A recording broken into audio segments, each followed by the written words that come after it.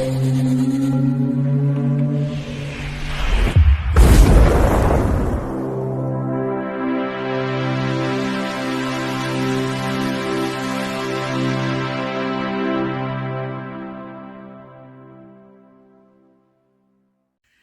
Bayek, it's me Ian. And in today's video, well, I'm continuing my look at classic albums, or classic albums I think are, from my CD collection. And this is I Remember Yesterday by Donna Summer from 1977. Now, this is an interesting album in terms of you're saying, what, Bayek? Disco music? What's going on here then? Well, yes, though 1977, I was very much into punk. Before that, certainly, Donna Summer was somebody who I liked as a singer. And this, I think it's really sort of a bit naive almost to just plonk her as a disco artist. She wasn't. She was a serious artist who went beyond that and has proved in her career. And I liked her music. To me, she was a good R&B singer who was in doing dance music, disco at that particular time. And yes, I could listen to the Sex Pistols and the Clash, but I could also listen to Donna Summer as well as so many other music as I could at the time, even if it was prog rock or classic rock. But anyhow, let's get down to this album. Now, this album, previously, she had recorded 4 Seasons of Love in 1976. And then the next album after this would be Once Upon a Time, which is 1977, which is the same year as this. So she was pretty busy, wasn't she? 2 albums in 1 year. Now, as I said, this is the 5th studio album, and it is 35 minutes and 19 seconds long. And I think I'll just give a little bit of background about Donna Summers, which puts it all into context of her career. Well, she was known as, actually, when she was born, as Donna Adrian Gaines. And because she got the name Donna Summers. And she was born in 1948 in Boston. In 1967, she went to New York City and joined a blues band called Crow. But they dissolved after being, well, I suppose, passed over by Polydor. And she ended up going into a musical. And the musical, of course, at that time was massive. And with this particular one, it was Hair. She went and got an important role in Hair. And the production was in Germany. So she went to Munich. And there in Munich, she became fluent in German. And she released her first single there, which was a German version of Aquarius. And then, as a time in Germany, she met the producer George Moroder and also Pete Bellotti. And that was a crucial moment, a massive crucial moment. And she signed to their Oasis label. And the first album was Lady of the Night in 1974. And it was that relationship would produce this famous sort of sound that was known throughout sort of the sort of dance music area.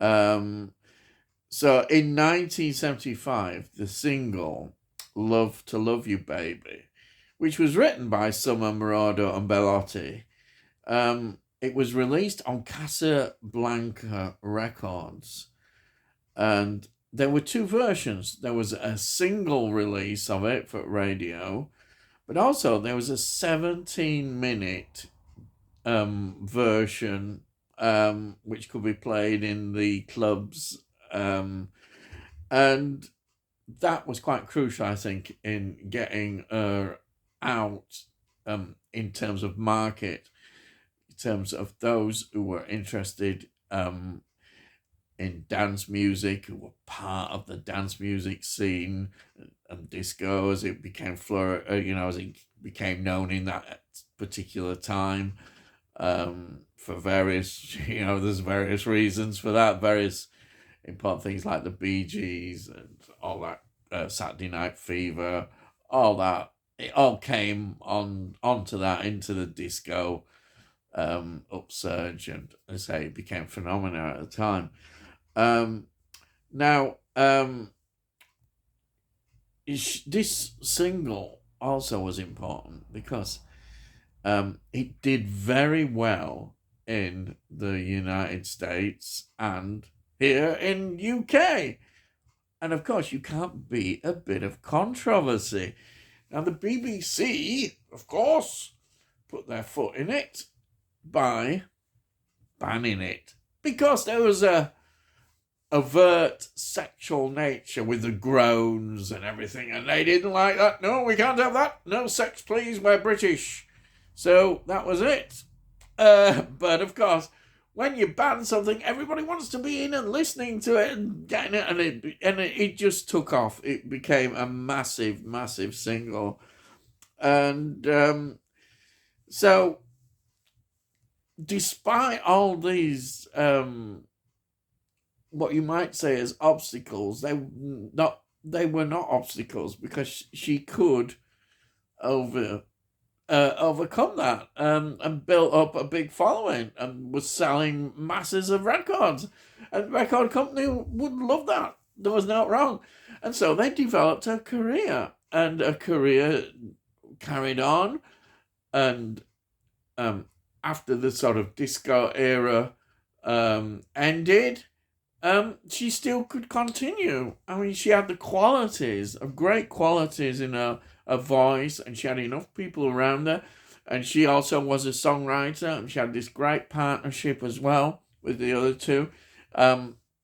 So it was, success was there, and she took it, and it was a wonderful career. I'll just give you an idea.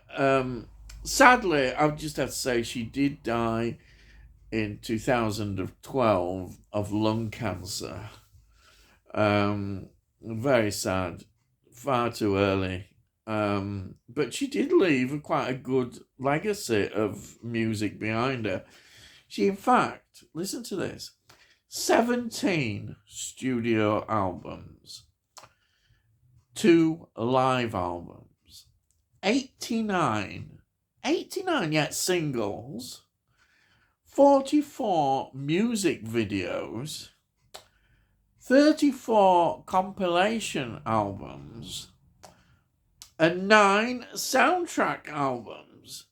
I mean, that is a substantial discography there. What a substantial discography. It's amazing.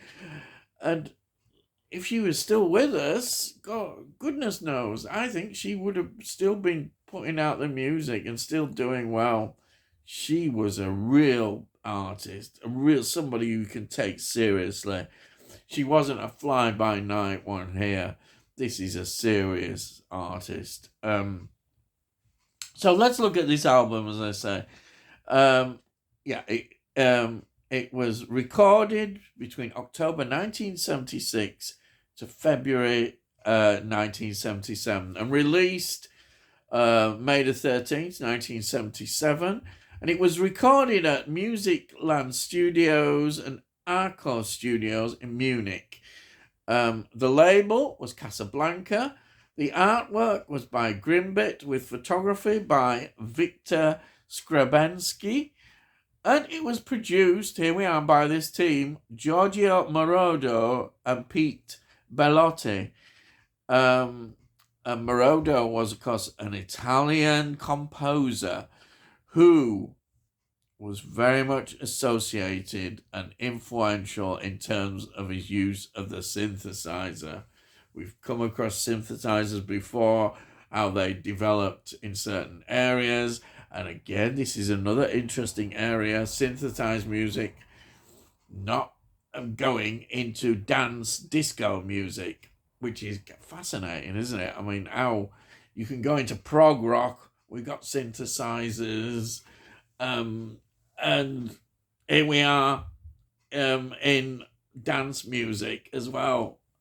What an influence this was, I think. Moroder was such an influential person, and it was perfect at the time for Donna Summers, showing that an R&B singer could go over into the disco dance music market and produce some great work, which she did.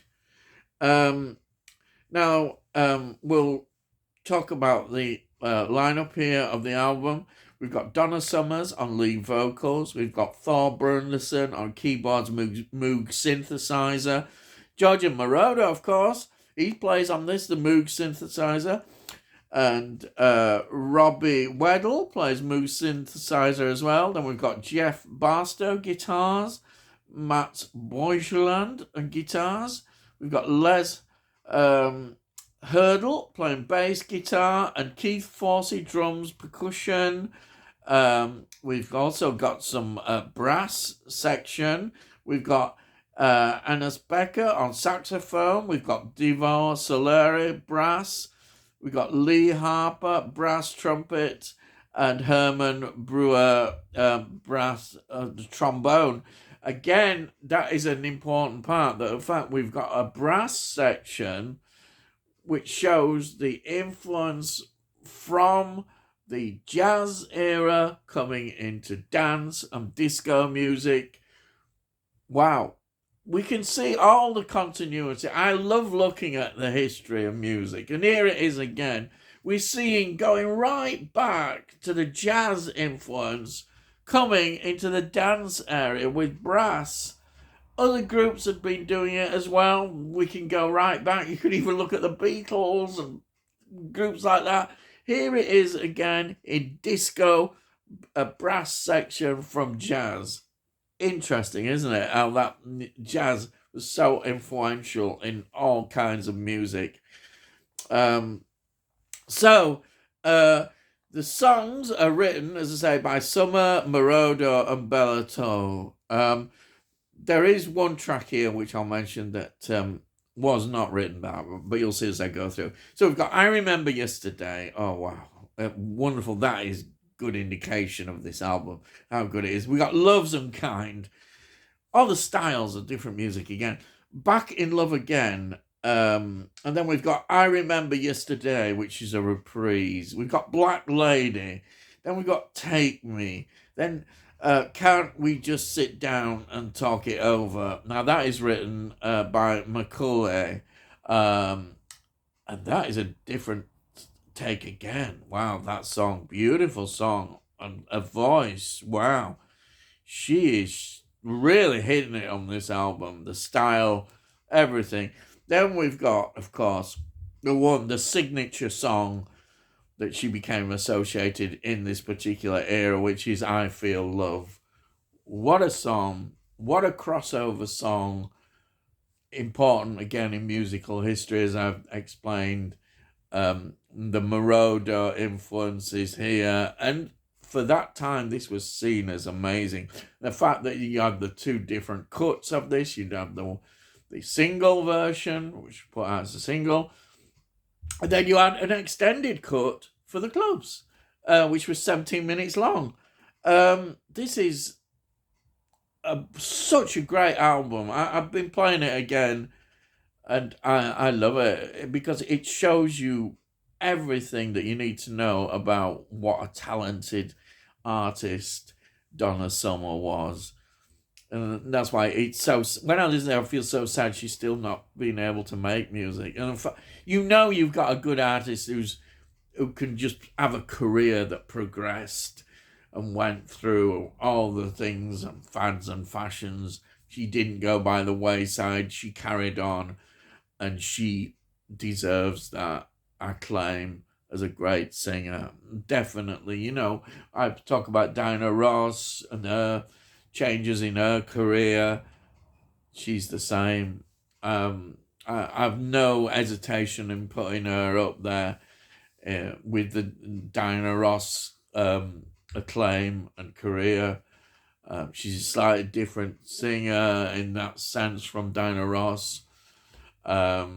Or Whitney. Of course, Whitney is on another planet. But this is a great singer. It really is. And this album reflects that. And she goes on to make more great albums. As I say, her career just carried on. The singles from this album were Can't We Sit Down and Talk It Over, I Feel Love, of course, I Remember Yesterday, Love's Unkind, and Back in Love Again. So quite a lot of singles were lifted from this album. And the BBC, in their stupidity, banning I Feel Love, just made it an even bigger record. Wow. The legacy of this album is quite apparent. You know, if you're looking beyond something that is very, very important in music history, then this is there. It's there. You put it in the context of what it is, and it's one of those albums. Yes, the Bee Gees were a big contributor with the Saturday Night Fever and the albums that they made at that time. And this is equally important. And like the Bee Gees, again, they were able to carry on with a career that didn't just stick to one fad. This is the important thing. The artists that are true artists, the ones that have got talent in terms of how their music progress, do not get stuck in one particular niche. Oh, well, you could possibly argue there are some, but the majority, if they have got the real talent, the real artistry, then they'll carry on. And disco, of course, died fairly quickly, like so many did. They had its phase, but disco went into other directions as well as music, as we know. Dance music as well. There was such a big change and revolution in that. So you've got to look at all that as well. And of course, as I say, the importance as well as a synthesizer here.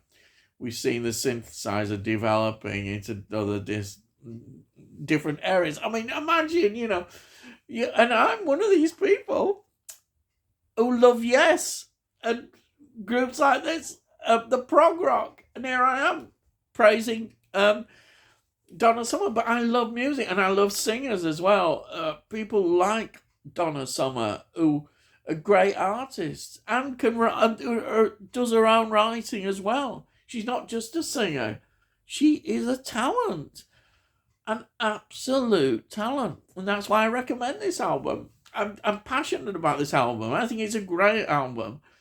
And I've gone on too long, haven't I? But I'll just show you the album. My CD. Beautiful CD. Great. There's the back as well. You see that? Sorry about this light. This is the problem with winter months. There we are, and then inside it's just a sad back cover, and the disc is pretty plain. But hey, it's a beautiful CD. As I love these CDs, the sound, everything is so brilliant. It really is absolutely fantastic. No crackles and all that stuff. Brilliant CDs. And that's it. So, hopefully, you might go, if you've not listened to this album, please go and listen to it. It is fantastic. But I've gone on too long. So if you're new to the channel, please subscribe. I'll let you know when I put out these videos. Look in the playlist. You'll see all the albums that I've reviewed. But of course, I do a lot of film reviews and TV shows. So have a look at some of them. You might find something you might enjoy. Or perhaps you won't. I don't know. Now, if you like this video, please give this video a like. If you like it, it'll get onto YouTube and algorithms and all that kind of stuff. And if you have any comments, please put your comments down. I love to read your comments, and I'll always answer them. Yes, and that's it. I've gone on far too long, so all I'm going to say is, I'll see thee again.